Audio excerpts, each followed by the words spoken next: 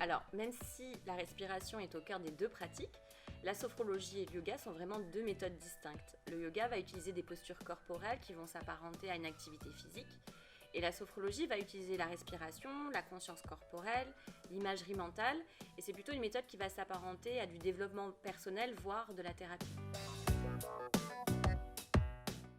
Tout le monde peut pratiquer la sophrologie, quel que soit son âge, on peut commencer à partir de 5 ans, et quelle que soit sa condition physique ou même son état de santé.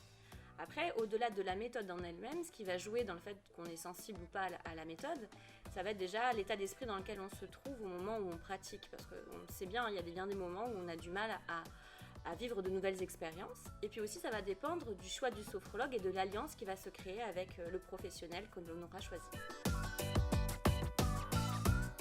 Alors en sophrologie, on part du principe que le corps et l'esprit ne font qu'un. Mais ce principe-là, il n'est pas très intégré dans notre culture et moi je l'observe en cabinet. Bien souvent, les gens arrivent avec des symptômes physiques et c'est à travers ces symptômes physiques qu'ils se rendent compte en fait finalement qu'il y a un mal-être plus global qui s'est installé.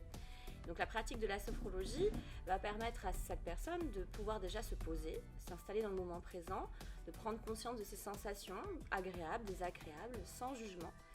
Et à partir de là, peut-être libérer les tensions inutiles. Et comme l'esprit et le corps ne font qu'un, si le corps s'apaise, l'esprit s'apaise. Alors en sophrologie, la relaxation est utilisée comme un des nombreux outils pour agir sur la conscience comme on peut le faire avec la respiration ou avec l'imagerie mentale. Mais le but ultime de la sophrologie, c'est pas forcément de se détendre ou de récupérer. La visée de la sophrologie, c'est d'avoir une conscience de soi bien plus fine et ce qui permet ainsi d'exploiter au mieux ses qualités et ses compétences. Alors la sophrologie, c'est une méthode qui se vit. Alors moi, ce que je vous propose, c'est peut-être, si le cœur vous en dit, d'aller tester et surtout d'apprécier pleinement le moment que vous allez vous accorder avec vous-même.